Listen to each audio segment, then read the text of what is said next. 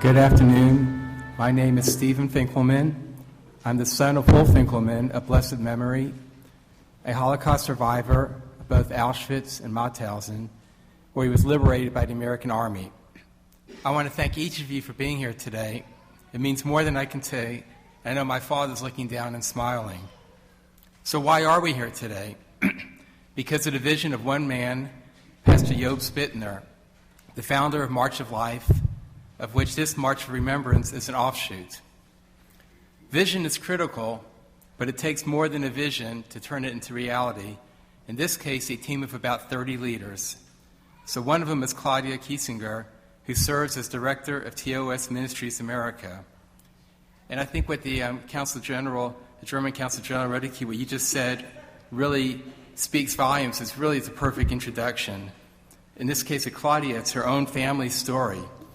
You see, Claudia is related to the former German Chancellor, Kurt Kiesinger, who successfully concealed his former high-level involvement in the Nazi Party and the Wehrmacht. His enthusiasm remained with him even after the end of the war. If that weren't enough, she also discovered that both of her grandfathers were very much more involved in the Nazi machine than they had led on earlier. To me, Claudia is a hero. We've heard a couple of other heroes today. I think she's a hero also. And it's my honor to ask her to come forward and share her story with us today.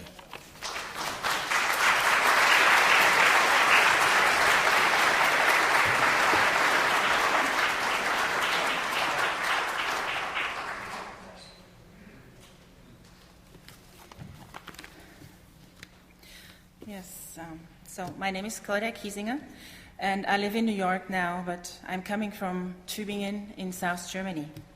And from there, I'm bringing you the greetings of Jobst and Charlotte Bittner, who are the founders of the March of Life movement.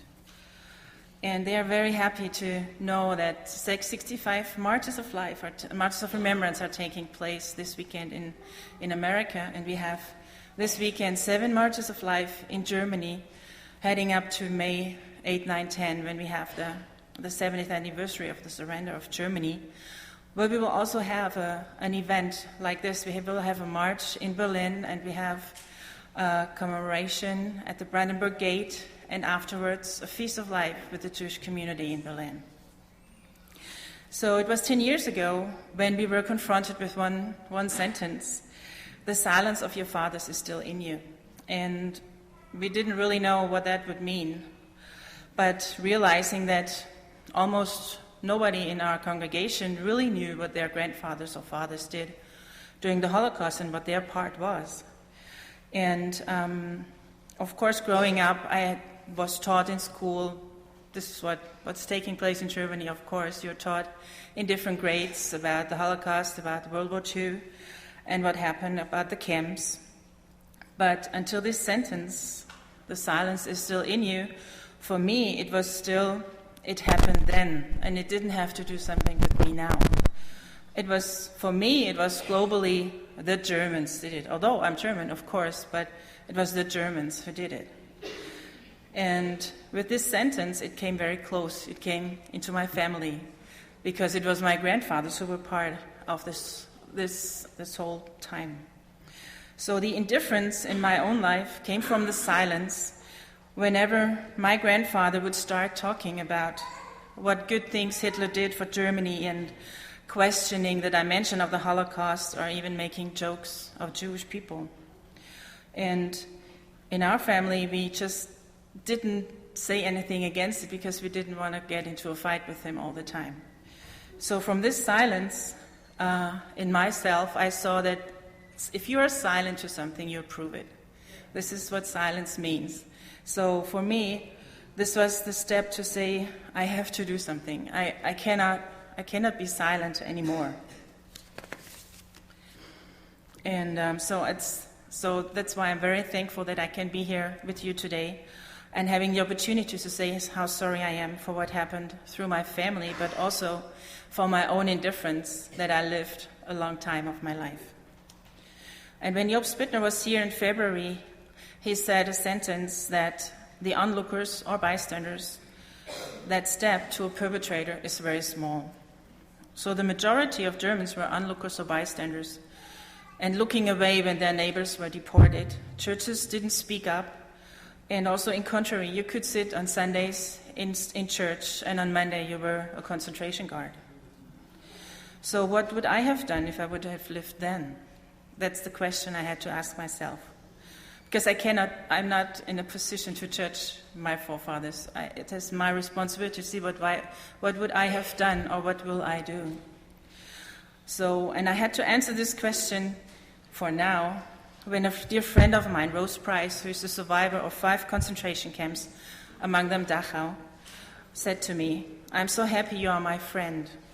If the Holocaust happens again, I will not be left alone." And it ran through my mind, yes, that's what it's about. I would stand with her. Would I stand with her now? And my answer was yes. Another piece in the picture of my walk was that when I saw some pictures of Tübingen during the Holocaust time and the Nazi era, and I saw a man walking in front of our town hall, but a sign around his neck, Jude, Jew.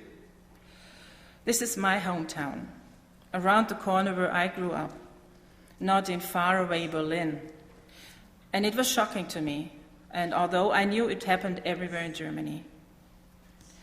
During the Gaza conflict last year and the rise of anti-Semitism in Germany and all over Europe, I started crying watching the news, being in New York, seeing German citizens shouting "Death to the Jews" in Germany. And to make a stand against this, we had a pro-Israel rally in Tübingen, in my hometown, on the market square with different speakers, among them our present mayor. His grandmother was Jewish, and he shared a story, and I heard it for the first time. When he was a teenager in the 80s, he was in the public pool, and other people were among him and other teenagers, and suddenly they came up to him telling him, well, it was a mistake that we didn't gas all of you. And it happened in the 80s, so this is so real. My other grandfather, and as I was told, never joined the Nazi party and was just a soldier in the Wehrmacht. But 2 months ago, I received a copy of his Nazi party member card showing he joined in 1940. I had received the papers where he was deployed to during the war a couple of years earlier, and it said Leningrad. And I researched, and what happened there is that I found out the Wehrmacht committed one of the worst war crimes they did in besieging the city for 870 days. Just waiting outside and waiting for the people to die of hunger, sicknesses, and other causes. Among them also tens of thousands of Jewish people. And my grandfather was a radio operator. And that means his job was to report what was happening. So he knew what was happening. Last year, I had the possibility to be part of the March of Life in Hungary. And from my research again, none of my grandfathers were there. But still I knew I had to go and be part of it, because it was also the 70th anniversary of the deportation of the Hungarian Jews to Auschwitz. 1 week prior to the march, my father emails me saying he remembered one of the few sentences his father said about the war. Budapest is a beautiful city with shiny rooftops. So this is not quite a report of a wartime and where he was at. And it was the time when the Jews were deported. It was at the end of the war. What I conclude from his deployments was that from the Crimea island he went back to Germany and obviously to Hungary. So when I marched on the path of the death march of the Hungarian Jews, I was thinking, was he here? What did he do? Did he see what happened? Was he part of it? These are the questions I have to face, and to acknowledge that it really happened. And as Steve already mentioned, in Germany, in 1966, the chancellor of a great coalition was Claudia Kiesinger. And because of the name resemblance, when I made phone calls in Germany years ago, people would say, "Oh, like the former chancellor? Are you related?" And I used to say, yes, distantly related, but still feeling flattered to be connected to a former chancellor. But during the process of my research, I learned about his past, him being a high Nazi, not as a soldier or SS, but in the administrative staff and the propaganda department under Goebbels. He was responsible for the radio, and the radio those days is the internet our days. And the Nazis broadcasted their propaganda about the hatred against the Jewish people in all the world, really in all the world, wherever they could get. So he did that. He was responsible for that, and I felt flattered to be connected to this person.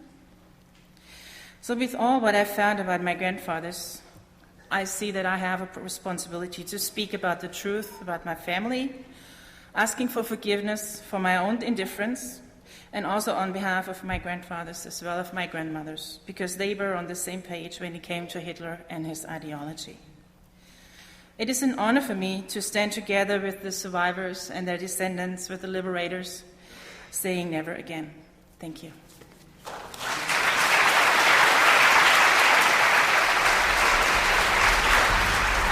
Visit www.marchofremembrancehouston.org, www.marchofremembrance.org for information on an event in your area.